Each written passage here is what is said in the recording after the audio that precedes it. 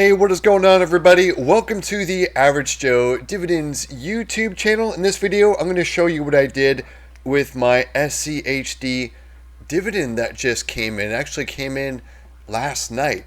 And for some reason, the other dividends I was supposed to pay today did not roll in. So for some reason, M1 actually paid this one on time. So I thought I'd do a portfolio update with this because it was a substantial dividend and I've kind of spread it around the portfolio. So we'll see what this does to my portfolio as far as new shares, as well as the new dividends and the average monthly dividend. So without further ado, we'll jump into this video. We can see just over the last year, we'll look at the quick performance here. So we've had a money weighted return of 11.11%. So not too bad, especially for a portfolio that does have a little bit of a concentration on earning dividends. There's growth as well, as you can see, with the 11.11 increase over the last year. So let's go ahead, we'll jump into the activity log, and we'll see that dividend that rolled in $1,005.38 from SCHD. And I'll show you what I've done is I have auto invested this except for $250, and I'll show you what I mean by that. So auto invest, when you use that, it's going to go and put the money into the underweighted portions of the portfolio. So we can see we're overweighted with the ETFs, and SCHD is in the ETF slice. So it's either going to go into the dividend portfolio or 10 more dividend section. So just wanted to point that out. So we can see there's been 8 buys with the 1,005.36. Looks like it couldn't resolve a few cents of that, and that's okay. That'll be applied down the road, probably tomorrow, because tomorrow I'm going to get even more dividend payers. It won't be as much as this payment. It'll be over $500 though with BST, but we'll get more into that in just a few minutes. I'm going to click on the 8 buys. We're going to go over all of these, and I'm going to click on these and show you the fractional or whole shares that are bought as a result. And then we're going to go to my Google Docs spreadsheet to see what the next dividends are going to be for each of these. So first up, Qualcomm, and even 127 went into there. And again, these are all because of the SCHD dividend that paid out. So with $127, it bought 0.76765 of a share of Qualcomm. The next up, Travelers. We've been buying a bunch of this lately. 61.44. That bought 0.22118 of Travelers. The next up, Oracle. Looks like most of it is going into Oracle, which I don't have a problem with. Oracle doesn't pay a huge dividend, but it's been a good appreciation stock for me. It's gone up. I'll show you that a little bit when we go to the Google Docs spreadsheet. But $271.83 went into Oracle, and Oracle has good dividend increases as well. Every 2 years they'll do one, and it's a double-digit one. So almost bought a full share of that. 271.83 bought 0.97575 of a share of Oracle. Then KKR, 146.58, and that bought 1.09314 shares of KKR. And KKR has been another good one for me as well as far as stock appreciation. So I decided to put an even $250 back into SCHD, kind of reward SCHD for that nice dividend. That $250, that bought 9.22196 shares of SCHD. Hopefully in December, we'll even have a larger dividend with SCHD.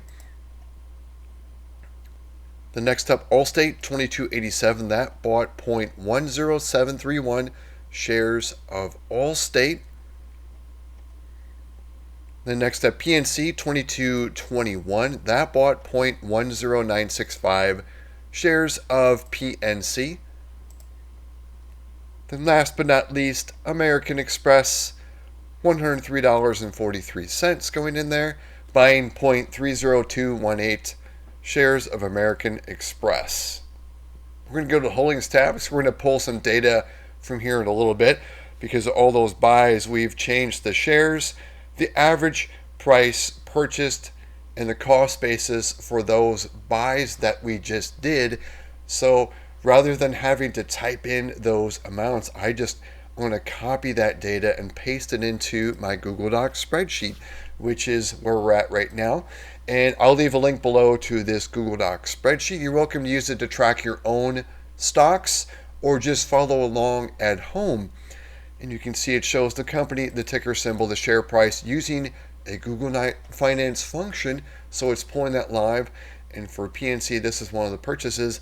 You can see my average share price I've bought at, but it's going to go up a little bit because today we bought fractional shares at this share price, which is the current one. Then the number of shares, we'll see that go up for PNC, and the others where I bought more fractional shares or whole shares for some of them. Here's the current value if I were to sell, my cost basis.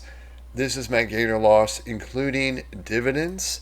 Here's that gain or loss in a percentage. Anything above 25% will be in green. Here is that dividend. This is a quarterly dividend for most of them, except for our two monthly pairs, which are Realty Income and BST.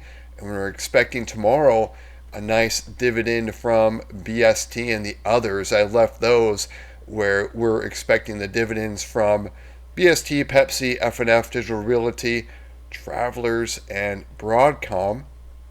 What I've done is I've put the current dividend for the companies where I've bought more fractional shares, and then some of them I had to write down, like Qualcomm, because they've already paid their dividend, but we're going to see the next dividend go up, so that 1083, as well as SCHD, and this is using the trailing 12-month average.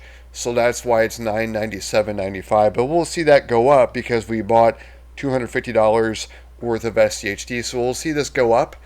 And then hopefully in December it's going to go, the trailing 12-month dividend will be even higher. So we get a bigger dividend than what we just received. So we can see we're going to see this go up for PNC, KKR, Qualcomm, SCHD, Travelers. Of course, this is going to be, it's not going to affect the dividend tomorrow for Travelers because we're obviously way past the ex-dividend date. It's going to be actually lower than this. It's going to be $5.40 some cents, I think. Well, maybe we can look that up. But it's going to be this at the end of December. We're going to see what that new dividend will be for Travelers. I'm sure we're way past the ex-dividend date for all states. So we'll see what that next dividend will be 3 months. It'll be in January for Allstate. And then Oracle, we'll see what that next dividend is. It's probably past the ex-dividend date for Oracle. Let's check real quick over at dividendinvestor.com. We're probably past it, but we'll see. So the ex-dividend date is October 9th. So this will be the next dividend for Oracle after that money was put into there for Oracle. And same for American Express. We'll see that next dividend go up as well. You can see the cash flow average, monthly, quarterly, and annual. These three will all go up over here. So let's go ahead and we'll grab that data from M1. What I do is I grab the data starting from the name column and go all the way down here. I just do a copy. If you're curious to see what's all in the portfolio with the 50 positions, I'll leave a link below so you can see that. Then we go to the M1 Zeta tab. Pay special, values only. And so you saw really quickly, did update SCHD because we did buy new shares of SCHD. So we're going to go through these one by one in the individual positions. We'll see the next new dividend, how it has increased. So for PNC, we're moving from 10.07 now to 10.26. This will be in November. All these August pairs will become November pairs. Then KKR, we're moving from 441 to 461. We'll go to Qualcomm. So the Qualcomm, the old dividend was 1083. It's now going to be 1151. That'll be at the end of December.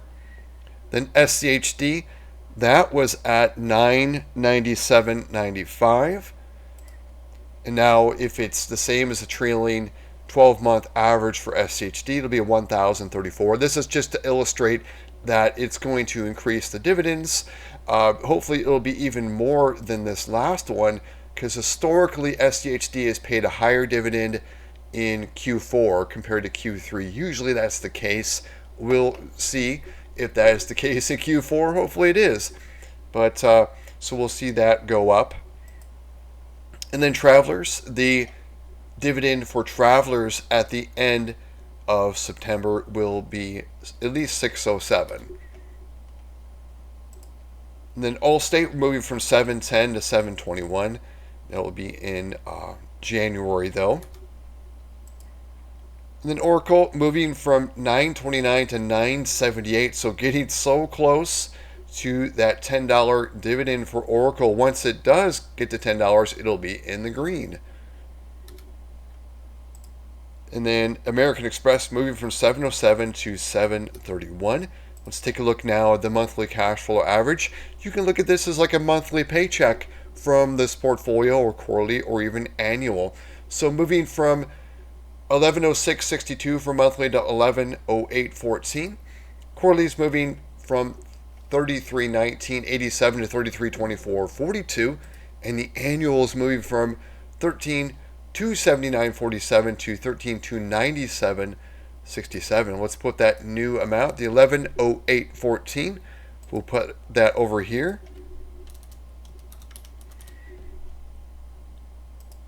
Bam, right there. So the SCHD dividend drip, it increased my monthly income by $1.52. It would have been more if I just dripped it right back into SCHD or into higher paying dividend paying stocks, but it mostly went into Oracle, and Oracle, it does not pay a large dividend. It's more of a grower. So we bought into that 0.72% dividend. I don't have a problem with that, because look at this. Look at my gain or loss with Oracle. You can see my average share price I've bought into, and look at the current. So Oracle has just been killing it as far as appreciation, and also growing that dividend. The last increase was 13%, but it's every 2 years. So Oracle is great. The only quote bad thing about Oracle is that low current yield, but I'm planning for the future. I don't want to just buy into high dividends and then have a lower increase. I think the poster child for that would be like a Verizon. I could have put it all into Verizon, but I don't think that dividend really keeps up much with inflation. When I drip that dividend, it sure does, though, with the yield, and the increase is going to be over 8%. So that's quite nice for Verizon there. But once I start drawing those dividends from Verizon, it's going to be close of how it's going to keep up with inflation. That's why I have some of these other positions in here that grow their dividend at a much higher clip, like a Costco or a KKR in there, especially like an Aflac. So that's why I have a good mixture of those stocks in there. So let's go to the dividend tracker tab. We'll see how much we've increased that dividend. It'll match over here 1148. If we take all the increases here, it should match. We'll see how good my math is. Yeah, 1148, you can see. And these are the individual events that moved the needle by $11.48. So essentially, with all the moves, with the dividend drips, deposits, and dividend increases, you can see like Fifth Third had one there, we've increased that monthly dividend by $11.48 just in September alone. We'll see what we do in October, but we have some dividends we're going to roll in tomorrow. Look at BST. That one's going to be awesome. This one is going to distribute into the portfolio with Auto Invest. I may hold back some of it, maybe 100, maybe 150 we'll see to put into BST. At least $100 I'll put back into BST to reward BST with that huge dividend. But Pepsi, F&F Digital Realty, Travelers, and Broadcom, those are going to roll back into those companies. But we'll see all these next dividends go up. So tomorrow I will do a video showing you the proof of the dividends that all rolled in. We'll do a count up of all of them, and we'll do some historicals to kind of compare how that dividend has gone up over time. So what we'll do is we'll reset this sheet too. We'll blank out these, and then we'll reset it, putting in O and BST because they're going to pay me in October. You can see it just keeps marching on, this portfolio. It doesn't stop, which is awesome, because I'll see too in the month of October, I'm going to see these companies are going to announce their November dividend dates, and then we'll have the November payers, and then it just starts all over again. These that just paid in September, these become the December payers, and it's just awesome to see this happen, because they're just going to keep paying and paying and paying over and over, and the cycle it doesn't stop, which is awesome to see. So that's all to show you guys for this video. We'll go back to those buys real quick.